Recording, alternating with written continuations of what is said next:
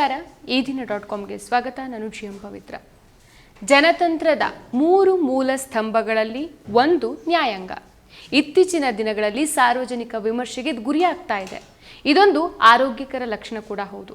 ನಾನಾ ರಾಜ್ಯಗಳ ಹೈಕೋರ್ಟ್ ನೀಡ್ತಾ ಇರುವಂತಹ ಆದೇಶ ತೀರ್ಪುಗಳ ಬಗ್ಗೆ ಜನಸಾಮಾನ್ಯರು ಸಂದೇಹವನ್ನು ವ್ಯಕ್ತಪಡಿಸ್ತಾ ಇದ್ದಾರೆ. ಇತ್ತೀಚೆಗೆ ಕರ್ನಾಟಕ ಹೈಕೋರ್ಟ್ನ ಜನಪ್ರತಿನಿಧಿಗಳ ಪೀಠ ನೀಡಿರುವಂತಹ ತೀರ್ಪುಗಳು ಬಿಜೆಪಿ ನಾಯಕರ ಮೇಲಿನ ದ್ವೇಷ ಭಾಷಣ, ಸುಳ್ಳು ಸುದ್ದಿ ಹರಡಿದ ಪ್ರಕರಣಗಳನ್ನು ರದ್ದು ಮಾಡ್ತಾ ಇರುವಂತಹ ಆದೇಶಗಳು ವಿಮರ್ಶೆಗೆ ಗುರಿಯಾಗ್ತಾ ಇದೆ. ಯಾವುದು ಕಾನೂನು ಬಾಹಿರ, ವ್ಯಕ್ತಿಗಳ ಮೂಲಭೂತ ಹಕ್ಕಿನ ಉಲ್ಲಂಘನೆ, ಮಾನಹಾನಿಕರ ಅಂತ ನಮ್ಮ ಸಂವಿಧಾನ ಕಾನೂನು ವಿವರಿಸತ್ತೋ ಅದನ್ನ ಕೋರ್ಟ್ಗಳು ಎತ್ತಿ ಹಿಡಿಯತ್ತೆ ಅನ್ನೋದು ಸಾಮಾನ್ಯ ನಂಬಿಕೆ. ಸಾರ್ವಜನಿಕರ ಈ ನಂಬಿಕೆಯನ್ನ ಎತ್ತಿ ಹಿಡಿಯೋದು ನ್ಯಾಯಾಂಗದ ಆದ್ಯ ಕರ್ತವ್ಯ ಕೂಡ ಹೌದು. ಸುಪ್ರೀಂ ಕೋರ್ಟ್ನ ಸಿಜೆಐ ಮೊದಲುಗೊಂಡು ನ್ಯಾಯಮೂರ್ತಿಗಳು ನಿವೃತ್ತ ಆಗ್ತಾ ಇದ್ದಂತೆ ರಾಜ್ಯಸಭಾ ಸದಸ್ಯರಾಗೋದು, ರಾಜ್ಯಪಾಲರಾಗಿ ನಿಯುಕ್ತಿಗೊಳ್ಳೋದು, ಚುನಾವಣೆಗೆ ಸ್ಪರ್ಧಿಸ್ತಾ ಇರೋದನ್ನ ನೋಡಿದ್ರೆ ನ್ಯಾಯಾಂಗವು ಆಮಿಷ, ಪಕ್ಷಪಾತಕ್ಕೆ ಹೊರತಾಗಿಲ್ಲ ಅನ್ನೋ ಸಂದೇಶಗಳು ಇತ್ತೀಚಿನ ವರ್ಷಗಳಲ್ಲಿ ದಟ್ಟಗೊಳ್ತಾ ಇದೆ. ಕಳೆದ ಲೋಕಸಭಾ ಚುನಾವಣೆ ಸಮಯದಲ್ಲಿ ಕಾಂಗ್ರೆಸ್ ಅಧಿಕಾರಕ್ಕೆ ಬಂದ್ರೆ ಹಿಂದೂಗಳ ಆಸ್ತಿಯನ್ನ ಕಿತ್ತು ಮುಸ್ಲಿಮರಿಗೆ ನೀಡಲಾಗತ್ತೆ ಅಂತ ಮುಸ್ಲಿಂ ದ್ವೇಷವನ್ನ ಸಮಾಜದಲ್ಲಿ ಹುಟ್ಟುಹಾಕುವ ಆನಿಮೇಟೆಡ್ ವಿಡಿಯೋವನ್ನ ಬಿಜೆಪಿಯ ಸಾಮಾಜಿಕ ಜಾಲತಾಣಗಳ ಅಧಿಕೃತ ಖಾತೆಯೇ ಹಂಚಿಕೊಂಡಿತ್ತು. ಬಿಜೆಪಿ ಸಾಮಾಜಿಕ ಮಾಧ್ಯಮದ ಮುಖ್ಯಸ್ಥ ಅಮಿತ್ ಮಾಳವಿಯ ಮತ್ತು ಬಿಜೆಪಿ ರಾಷ್ಟ್ರೀಯ ಅಧ್ಯಕ್ಷ ಜೆಪಿ ನಡ್ಡಾ ವಿರುದ್ಧ ಬೆಂಗಳೂರಿನಲ್ಲಿ ಎಫ್ಐಆರ್ ದಾಖಲಾಗಿತ್ತು. ಪ್ರಕರಣಗಳನ್ನ ರದ್ದುಪಡಿಸುವಂತೆ ಜನಪ್ರತಿನಿಧಿಗಳ ನ್ಯಾಯಾಲಯದಲ್ಲಿ ಆರೋಪಿಗಳು ಅರ್ಜಿ ಸಲ್ಲಿಸಿದ್ರು. ಅರ್ಜಿ ವಿಚಾರಣೆ ನಡೆಸಿದಂತ ನ್ಯಾಯಾಲಯ ಎಫ್ಐಆರ್ ಅನ್ನ ರದ್ದುಪಡಿಸಿದೆ. ಅಮಿತ್ ಮಾಳವಿಯ ವಿರುದ್ಧ ಈ ಮೊದಲು ಹಲವು ಪ್ರಕರಣಗಳು ದಾಖಲಾಗಿತ್ತು. ಫೇಕ್ ಸುದ್ದಿ ಹಂಚಿ ಹಲವು ಸಲ ಎಡಿಟ್ ಮಾಡಿದ್ದುಂಟು. ತಿರುಚಿದ ವಿಡಿಯೋ, ಫೋಟೋ ಹಂಚ್ತಾನೆ ಬಂದಿದ್ದಾರೆ ಈ ಮಾಳವಿಯ. ಸೊ ಈ ಪ್ರವೃತ್ತಿ ಸಾಮಾಜಿಕ ಶಾಂತಿ ಸೌಹಾರ್ದತೆಯ ದೃಷ್ಟಿಯಿಂದ ಸರಿಯಲ್ಲ ಅಂತ ನ್ಯಾಯಪೀಠಗಳಿಗೆ ಮನವರಿಕೆ ಆದಂತಿಲ್ಲ. ಸಾಮರಸ್ಯ ಕದಡುವವರಿಗೆ ಒಂದು ಪ್ರಕರಣದಲ್ಲಾದ್ರೂ ಶಿಕ್ಷೆಯಾಗಿದ್ರೆ, ಬಹಿರಂಗ ಕ್ಷಮೆಯಾಚಿಸುವ, ದಂಡ ಕಟ್ಟುವ ಕ್ರಮ ಆಗಿದ್ರೆ ಮುಂದೆ ಇಂಥ ಕೃತ್ಯ ಮಾಡೋಕೆ ಅವರು ಹಿಂಜರಿತಾರೆ. ಆದ್ರೆ ನ್ಯಾಯಾಲಯಗಳು ಇಂಥವರ ವಿರುದ್ಧದ ಪ್ರಕರಣಗಳನ್ನ ರದ್ದುಪಡಿಸೋ ಮೂಲಕ ಯಾವ ಸಂದೇಶ ಕೊಡ್ತಾ ಇದೆ? ಕರ್ನಾಟಕದಲ್ಲಿ ಬಿಜೆಪಿಯ ಹಲವು ನಾಯಕರ ವಿರುದ್ಧದ ಪ್ರಕರಣಗಳಿಗೆ ಹೈಕೋರ್ಟ್ನಲ್ಲಿ ಆಗಾಗ ತಡೆಯಾಜ್ಞೆ ದೊರೀತಾ ಇರೋದು ದುರದೃಷ್ಟಕರ. ಇತ್ತೀಚೆಗಷ್ಟೇ ವಕ್ಫ್ ವಿಚಾರದಲ್ಲಿ ಸುಳ್ಳು ಸುದ್ದಿ ಹರಡಿದಂತಹ ಸಂಸದ ತೇಜಸ್ವಿ ಸೂರ್ಯ ಮತ್ತು ರಾಹುಲ್ ಗಾಂಧಿ ಬಗ್ಗೆ ಅವಹೇಳನಕಾರಿ ಹೇಳಿಕೆ ನೀಡಿದ್ದ ಯತ್ನಾಳರ ವಿರುದ್ಧದ ಪ್ರಕರಣಗಳನ್ನ ನ್ಯಾಯಾಲಯ ರದ್ದುಪಡಿಸಿತ್ತು. ಸಮಾಜದಲ್ಲಿ ಕೋಮು ದ್ವೇಷ ಹರಡೋದ್ರಲ್ಲಿ ತೇಜಸ್ವಿ ಸೂರ್ಯ ಆಗಾಗ ಸುದ್ದಿಯಲ್ಲಿರುವಂತಹ ಯುವ ನಾಯಕ. 2022ರಲ್ಲಿ ಸಾಲ ಬಾಧೆಯಿಂದ ಹಾವೇರಿಯ ರೈತ ಆತ್ಮಹತ್ಯೆ ಮಾಡಿಕೊಂಡ ವಿಚಾರವನ್ನ ಪಹಣಿಯಲ್ಲಿ ವಕ್ಫ್ ಅಂತ ನಮೂದಿಸಿದ್ದ ಕಾರಣಕ್ಕೇನೆ ರೈತ ಆತ್ಮಹತ್ಯೆ ಮಾಡಿಕೊಂಡಿದ್ದ ಅನ್ನೋ ಫೇಕ್ ನ್ಯೂಸ್ ಅನ್ನ ಟ್ವೀಟ್ ಮಾಡಿ ಕಿಚ್ಚು ಹಚ್ಚೋ ಪ್ರಯತ್ನ ತೇಜಸ್ವಿ ಸೂರ್ಯ ಮಾಡಿದ್ರು.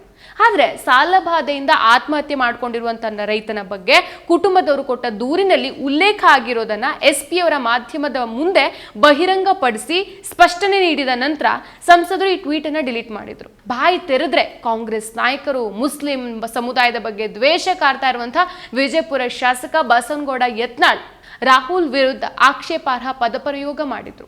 ದ್ವೇಷದ ಮಾತುಗಳು, ಕೋಮು ಪ್ರಚೋದಕ ಮಾತುಗಳಿಗೆ ನ್ಯಾಯಾಲಯ ಬ್ರೇಕ್ ಹಾಕದೇ ಇದ್ರೆ ಬೇರೆ ಯಾರು ಹಾಕಬೇಕು? ಇನ್ನು ದಕ್ಷಿಣ ಕನ್ನಡ ಜಿಲ್ಲೆಯ ಕಡಬದ ಐತೂರಿನ ಮರ್ಧಾಳಲ್ಲಿ ಬದ್ರಿಯಾ ಜಮ್ಮಾ ಮಸೀದಿಯ ಆವರಣದೊಳಗೆ ಸೆಪ್ಟೆಂಬರ್ 24ಕ್ಕೆ ನುಗ್ಗಿದಂತ ಇಬ್ಬರು ಹಿಂದೂಗಳಾದ ಕೀರ್ತನ್ ಕುಮಾರ್ ಮತ್ತು ಸಚಿನ್ ಕುಮಾರ್ ಜೈ ಶ್ರೀರಾಮ್ ಅಂತ ಘೋಷಣೆ ಕೂಗಿದ್ದಲ್ದೆ ಬ್ಯಾರಿಗಳೇ ನಿಮ್ಮನ್ನ ಬದುಕೋಕ್ ಬಿಡಲ್ಲ ಅಂತ ಬೆದರಿಕೆ ಹಾಕಿದ್ರು. ಮಸೀದಿಯ ಆಡಳಿತ ಮಂಡಳಿ ಕಡಬ ಠಾಣೆಯಲ್ಲಿ ಪ್ರಕರಣವನ್ನ ದಾಖಲಿಸಿತ್ತು. ಸೊ ಪ್ರಕರಣದ ರದ್ದನ್ನ ಕೋರಿ ಆರೋಪಿಗಳು ಹೈಕೋರ್ಟ್ಗೆ ಅರ್ಜಿ ಸಲ್ಲಿಸಿದ್ರು. ಈ ಪ್ರಕರಣವನ್ನ ಕೇವಲ 1 ತಿಂಗಳೊಳಗೆ ಆಗಸ್ಟ್ 16ಕ್ಕೆ ಹೈಕೋರ್ಟ್ ರದ್ದುಪಡಿಸಿದೆ. ಸೊ ದೂರುದಾರರು ಖುದ್ದು ಹೇಳಿರುವಂತೆ ಆ ಭಾಗದಲ್ಲಿ ಹಿಂದೂಗಳು ಮತ್ತು ಮುಸಲ್ಮಾನರು ಒಟ್ಟಾಗಿ ಸೌಹಾರ್ದತೆಯಿಂದ ಬದುಕ್ತಾ ಇದ್ದಾರೆ. ಆದ್ರೆ ಅರ್ಜಿದಾರರ ವಿರುದ್ಧ ಐಪಿಸಿ ಸೆಕ್ಷನ್ 295A ಧರ್ಮ, ಧಾರ್ಮಿಕ ಭಾವನೆ ಅಥವಾ ಧಾರ್ಮಿಕ ನಂಬಿಕೆಗಳನ್ನ ಅವಮಾನಿಸೋದು ಇದರ ಅಡಿಯಲ್ಲಿ ದೂರನ್ನ ದಾಖಲಿಸಲಾಗಿದೆ. ಜೈ ಶ್ರೀರಾಮ್ ಅಂತ ಘೋಷಣೆ ಕೂಗೋದು ಧಾರ್ಮಿಕ ಭಾವನೆಗೆ ಹೇಗೆ ಧಕ್ಕೆ ಆಗತ್ತೆ ಅಂತ ಅರ್ಥ ಆಗ್ತಾ ಇಲ್ಲ. ಅಲ್ಲದೆ ಪ್ರಕರಣದಲ್ಲಿ ಯಾವುದೇ ಅಪರಾಧ ಕಂಡು ಬರ್ತಾ ಇಲ್ಲ. ಹೀಗಿರುವಾಗ ಅರ್ಜಿದಾರರ ವಿರುದ್ಧ ಮುಂದಿನ ಪ್ರಕ್ರಿಯೆಗಳಿಗೆ ಅನುಮತಿಯನ್ನ ನೀಡೋದು ಕಾನೂನಿನ ಪ್ರಕ್ರಿಯೆಯ ದುರುಪಯೋಗ ಆಗತ್ತೆ ಅಂತ ಪೀಠ ಅಭಿಪ್ರಾಯಪಟ್ಟಿದೆ. ಮಸೀದಿಯವರು ಸುಪ್ರೀಂ ಕೋರ್ಟ್ ಮೆಟ್ಟಿಲೇರಿದ್ದಾರೆ. ಡಿಸೆಂಬರ್ 16ಕ್ಕೆ ಈ ಅರ್ಜಿಯ ವಿಚಾರಣೆ ನಡೆಯುತ್ತೆ. ಸೊ ಒಂದು ಧರ್ಮದ ಪ್ರಾರ್ಥನಾ ಮಂದಿರದ ಆವರಣದೊಳಗೆ ಹೋಗಿ ಮತ್ತೊಂದು ಧರ್ಮದ ಘೋಷಣೆ ಕೂಗೋದ್ರಲ್ಲಿ ಘರ್ಷಣೆಯ ಉದ್ದೇಶ, ಕೆಣಕುವ ಉದ್ದೇಶ ಬಿಟ್ರೆ ಮತ್ತೇನಿರೋಕ್ ಸಾಧ್ಯ?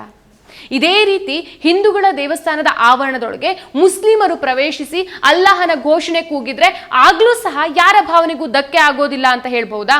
ಕಲ್ಲಡ್ಕ ಪ್ರಭಾಕರ್ ಭಟ್ ಈ RSS ಮುಖಂಡ ಶ್ರೀರಂಗಪಟ್ಟಣದಲ್ಲಿ ಮುಸ್ಲಿಂ ಮಹಿಳೆಯರ ಬಗ್ಗೆ ಅವಮಾನಕರ ಹೇಳಿಕೆ ನೀಡಿದ ಪ್ರಕರಣದಲ್ಲಿ ಈತನ ಬಂಧನಕ್ಕೆ ತಡೆಯಾಜ್ಞೆ ಜಾಮೀನು ಸಿಕ್ಕಿದೆ. ಸೊ ಮಂಗಳೂರಿನ ವಿಹಿಂಪ ಮುಖಂಡ ದ್ವೇಷ ಭಾಷಣಕಾರ ಶರಣ್ ಪಂಫೆಲ್ ತುಮಕೂರಿನಲ್ಲಿ ಮುಸ್ಲಿಮರ ವಿರುದ್ಧ ದ್ವೇಷದ ಹೇಳಿಕೆ ನೀಡಿದ ಪ್ರಕರಣದಲ್ಲೂ ಸಹ ನಿರೀಕ್ಷಣಾ ಜಾಮೀನು ಸಿಕ್ಕಿದೆ. ಬಿಜೆಪಿ ಶಾಸಕರಾದ ಹರೀಶ್ ಪೂಂಜಾ, CT ರವಿ, ಡಾಕ್ಟರ್ ಅಶ್ವಥ್ ನಾರಾಯಣ್ ವಿರುದ್ಧದ ಪ್ರಕರಣಗಳಲ್ಲೂ ಸಹ ನ್ಯಾಯಾಲಯ ಉದಾರವಾಗಿ ವರ್ತಿಸಿದಂತಿದೆ. KS ಈಶ್ವರಪ್ಪ ವಿರುದ್ಧವೂ ಸಹ ದ್ವೇಷ ಭಾಷಣ ಪ್ರಕರಣ ದಾಖಲಾಗಿದೆ. ಕರ್ನಾಟಕದಲ್ಲಿ ದ್ವೇಷ ಭಾಷಣ ಮಾಡಿದ ಯಾವೊಬ್ಬ ಬಿಜೆಪಿ ಮುಖಂಡರನ್ನು ಸಹ ಬಂಧಿಸ್ತಾ ಇಲ್ಲ. ದ್ವೇಷ ಭಾಷಣಕ್ಕೆ ಕಡಿವಾಣ ಬಿದ್ದಿಲ್ಲ. ಆದರೆ ಬಿಜೆಪಿಯೇತರ ಪಕ್ಷಗಳ ನಾಯಕರ ಮೇಲೆ ಕ್ಷುಲ್ಲಕ ಪ್ರಕರಣಗಳನ್ನು ಸಹ ವರ್ಷಗಳ ಕಾಲ ನಡೆಸಲಾಗ್ತಾ ಇದೆ. 2 ವರ್ಷಗಳ ಹಿಂದೆ 5 ವರ್ಷಗಳ ಹಿಂದಿನ ಪ್ರಕರಣದಲ್ಲಿ ರಾಹುಲ್ ಗಾಂಧಿ ಅವರ ಸಂಸದ ಸ್ಥಾನವನ್ನ ಅಮಾನತು ಮಾಡಿದ್ದನ್ನ ದೇಶ ನೋಡಿದೆ. 2022 ಡಿಸೆಂಬರ್ 17ಕ್ಕೆ ಮಹಾರಾಷ್ಟ್ರದ ಅಕೋಲಾದಲ್ಲಿ ಪತ್ರಿಕಾಗೋಷ್ಠಿಯಲ್ಲಿ ಸಾವರ್ಕರ್ ಅವರ ಬಗ್ಗೆ ಅವಮಾನಕಾರಿ ರೀತಿಯ ಹೇಳಿಕೆ ನೀಡಿದ್ದಾರೆ ಅಂತ ಆರೋಪಿಸಿ ವಕೀಲ ನೃಪೇಂದ್ರ ಪಾಂಡೆ ಅವರು ದೂರನ್ನ ದಾಖಲಿಸಿದ್ರು. ಸೊ ಆ ಪ್ರಕರಣ ಇನ್ನೂ ಜೀವಂತವಾಗೇ ಇದೆ. ಕಾಂಗ್ರೆಸ್ ನಾಯಕ ರಾಹುಲ್ ಗಾಂಧಿಯನ್ನ 2025 ಜನವರಿ 10ಕ್ಕೆ ವಿಚಾರಣೆಗೆ ಹಾಜರಾಗುವಂತೆ ಲಕ್ನೋ ಹೈಕೋರ್ಟ್ ಸಮನ್ಸ್ ಅನ್ನ ನೀಡಿದೆ. ಸೊ ಅಷ್ಟಕ್ಕೂ ರಾಹುಲ್ ಏನ್ ಹೇಳಿದ್ರು ಗೊತ್ತಾ? ಭಾರತ್ ಜೋಡೋ ಯಾತ್ರೆ ಸಮಯದಲ್ಲಿ ಪತ್ರಿಕಾಗೋಷ್ಠಿಯಲ್ಲಿ ಮಾತನಾಡ್ತಾ ರಾಹುಲ್ ಗಾಂಧಿ ಅವರು ಸಾವರ್ಕರ್ ವಸಾಹತುಶಾಹಿ ಅವಧಿಯಲ್ಲಿ ಬ್ರಿಟಿಷರ ಜೊತೆಗೆ ಸಹಕರಿಸಿದ್ರು, ಬ್ರಿಟಿಷರಿಗೆ ಪತ್ರಗಳನ್ನ ಬರೆದು ಅವರ ಪರವಾಗಿ ಉಳಿಯುವ ಇಚ್ಛೆನ ವ್ಯಕ್ತಪಡಿಸಿದ್ರು, ಭಯದಿಂದ ಕ್ಷಮೆಯಾಚಿಸೋದಾಗಿಯೂ ಸಹ ಹೇಳಿದ್ರು. ಈ ಮೂಲಕ ಸಾವರ್ಕರ್ ಮಹಾತ್ಮ ಗಾಂಧಿ ಮತ್ತು ಇತರ ಸ್ವಾತಂತ್ರ್ಯ ಹೋರಾಟಗಾರರಿಗೆ ದ್ರೋಹ ಮಾಡಿದ್ದಾರೆ ಅಂತ ಆರೋಪಿಸಿದ್ರು. ಸೊ ಇದೇ ದ್ವೇಷವನ್ನ ಹರಡೋ ಪ್ರಯತ್ನದ ಭಾಗವಾಗಿದೆ ಅಂತ ಪಾಂಡೆ ವಾದಿಸಿದ್ರು. ಸೊ ಕೋರ್ಟ್ ಈ ವಾದವನ್ನ ಮಾನ್ಯ ಮಾಡಿದೆ. ರಾಹುಲ್ ಹೇಳಿರೋ ವಿಷಯಕ್ಕೆ ದಾಖಲೆಗಳಿದೆ, ಸಾವರ್ಕರ್ ಬರೆದ ಪತ್ರಗಳಲ್ಲಿ ಪುರಾವೆಗಳಿದೆ. ಇನ್ನು ಲೋಕಸಭೆಯ ವಿಪಕ್ಷ ನಾಯಕ ರಾಹುಲ್ ಗಾಂಧಿ ಅವರಿಗೆ ಅನ್ವಯ ಆಗೋ ಅವೇ ಕಾನೂನುಗಳು ಸಂಸದ ತೇಜಸ್ವಿ ಸೂರ್ಯ, ಶಾಸಕ ಯತ್ನಾಳ್, ಅಮಿತ್ ಮಾಳವಯ್ಯ ಅವರಿಗೆ ಯಾಕೆ ಅನ್ವಯ ಆಗೋದಿಲ್ಲ? ಇನ್ನು ದೆಹಲಿ ಗಲಭೆಯ ಪಿತೂರಿ ಆರೋಪದಲ್ಲಿ 4.5 ವರ್ಷಗಳಿಂದ JNU ವಿದ್ಯಾರ್ಥಿ ನಾಯಕ ಉಮರ್ ಖಾಲಿದ್ ವಿಚಾರಣಾಧೀನ ಕೈದಿಯಾಗಿ ದೆಹಲಿಯ ಜೈಲಿನಲ್ಲಿ ಇದ್ದಾರೆ. ಇವರ ಟ್ರಯಲ್ ಕೂಡ ನಡೆಸಿಲ್ಲ.